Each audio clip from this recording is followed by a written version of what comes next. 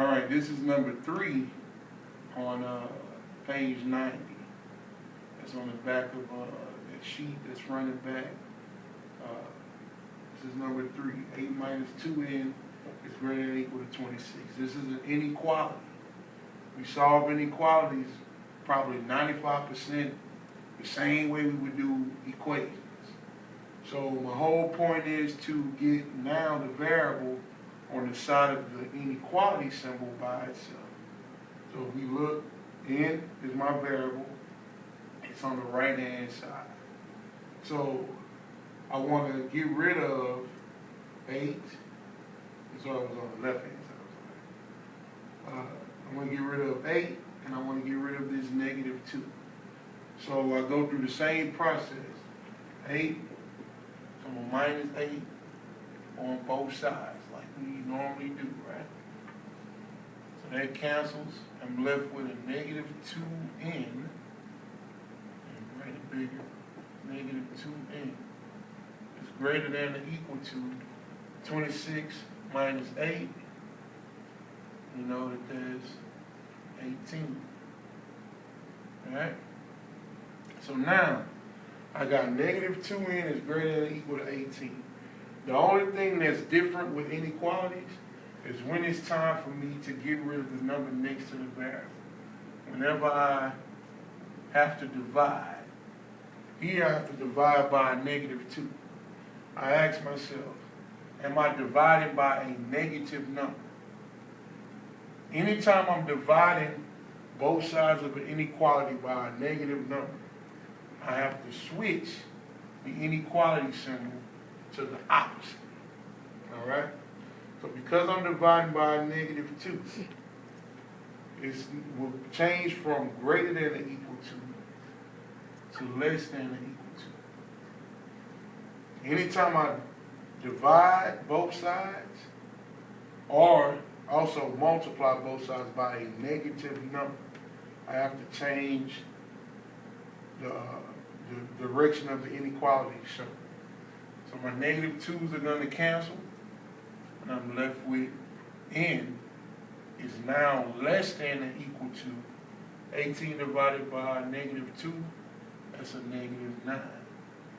So now that I have n on the side by itself, this is my answer here. But now remember that you have to also graph this. You have to graph down there. So how do I graph inequalities? So I know that n is greater than or equal to a -9. Whenever I'm graphing inequalities, the first thing I need to look for is the boundary number. Boundary number. Some people call it the critical value. Critical value.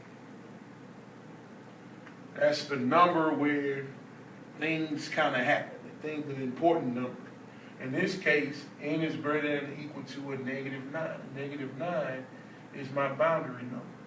So I take that boundary number and I place that boundary number on the number line.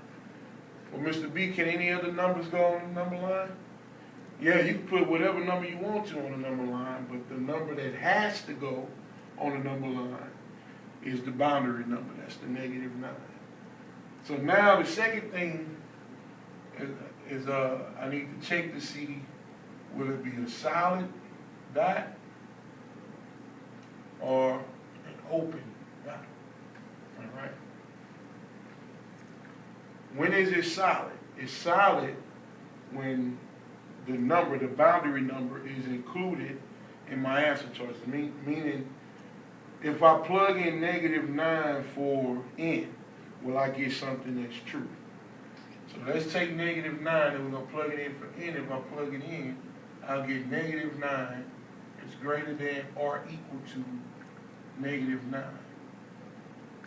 Well, is this true? Well, this sign means greater than or equal to.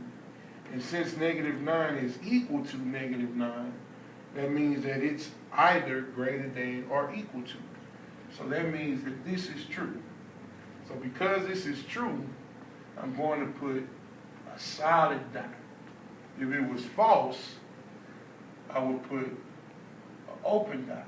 It would look like that. It's just a circle, a little circle. But because it was true, I'm going to put the closed dot. Now, which way do I shade? Well, I'm looking at all numbers in that's now greater than -9, because I have the equal to part, that's the -9. So where is the numbers that's greater than -9? Well, that's all numbers to the right of -9. If I didn't know that, I could pick a number out of here. I mean, on the right of -9, you have 10. If I plug 10 in, is 10 greater than a -9? Sure it is. So I know that this is the direction that I need to shade. So now you know how to solve inequalities, and now you know how to graph the inequalities. Now, if you have any questions, if you go back to that home page on the website, click parking lot. If you type in your questions, it'll come to me and I'll answer. You can leave your class period, your name, or you could just, you don't have to leave anything. You know, it could be anonymous, but I'll answer the question on that same page. So thank you. It's been a good show.